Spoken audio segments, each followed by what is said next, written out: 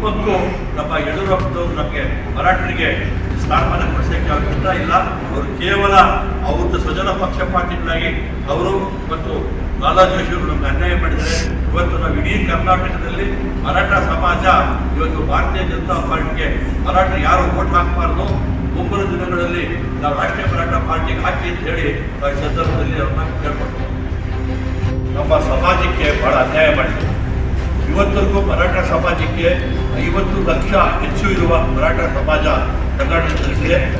ಇವತ್ತವರೆಗೂ ಒಂದು ಮಂತ್ರಿಗಿರಿ ಆಗಲಿ, ಒಂದು MLC ಆಗಲಿ, ಒಂದು ಲೋಕಸಭಾ ಇದು ಮಾಡ್ತಾ ಇದ್ದಾರೆ. ಎಲ್ಲ ಕಮ್ಯುನಿಟಿ ಮತ್ತು ಮರಾಠ ಕಮ್ಯುನಿಟಿ ಮಾತ್ರ ಅಥವಾ ಯಾವ ಕಮ್ಯುನಿಟಿಗಳನ್ನು ಮಾಡ್ತಾರೆ? ನಾವು ನಮಗೆ ಹಿಂದುಳಿದ ವರ್ಗಗಳ ಸಮಾಜ ಈ ರಾಷ್ಟ್ರ 52% ಇದೆ. ಇವತ್ತು ಹೋದ ಲೋಕಸಭಾ ಚುನಾವಣೆಯಲ್ಲಿ ಒಂದು ಸ್ಥಾನವನ್ನು ಭಾರತೀಯ ಜನತಾ ಪಾರ್ಟಿ ಹಿಂದುಳಿದು ಕೊಟ್ಟಿಲ್ಲ. ಈ ಬಾರಿ ಅದು ಏನು ಗೋಭಕ್ತರಿಗೆ ಉಡುಪಿಯಿಂದ ಇಲ್ಲಿಗೆ ಬೇಡ ಅಂತ ಹೇಳಿದಾಗ ಬೆಂಗಳೂರಿಗೆ ಟಿಕೆಟ್ ಕೊಟ್ಟು ಆ ಜಾಗಕ್ಕೆ ಕೋಟಾ ಶ್ರೀನಿವಾಸ ಪೂಜಾರಿ ಅನ್ನೋರು ಒಂದೇ ಒಂದು ಟಿಕೆಟ್ ಕೊಡ್ತಾರೆ.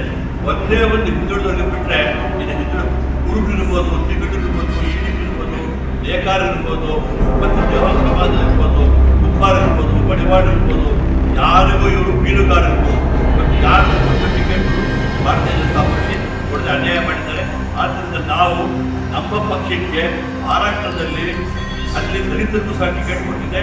ಇವತ್ತು ದಲಿತ ಜನಾಂಗ ಮರಾಠ ಸಮಾಜಕ್ಕೆ ಬೆಂಬಲವಾಗಿ ನಿಂತಿದೆ. ಮತ್ತೆ ನಾವೀಗ ಮುಂದೆ ಬಿಜಾಪುರ ಗುಲ್ಬರ್ಗದಲ್ಲಿ ಸಹ ನಾವು ಹೆಸರು ಕೊಟ್ಟಿದ್ವಿ. ನಮಗೆ ಹಿಂದುಳಿದ ವರ್ಗದವರ, ಅಲ್ಪಸಂಖ್ಯಾತರ ಮತ್ತು ದಲಿತರ ಬೆಂಬಲ ನಮ್ಮ ರಾಷ್ಟ್ರೀಯ ಮರಾಠ ಪಾರ್ಟಿಗಿದೆ.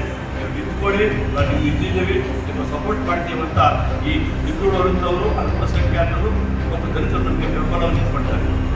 ರಾಷ್ಟ್ರೀಯ ಮರಾಠ ಪಾರ್ಟಿ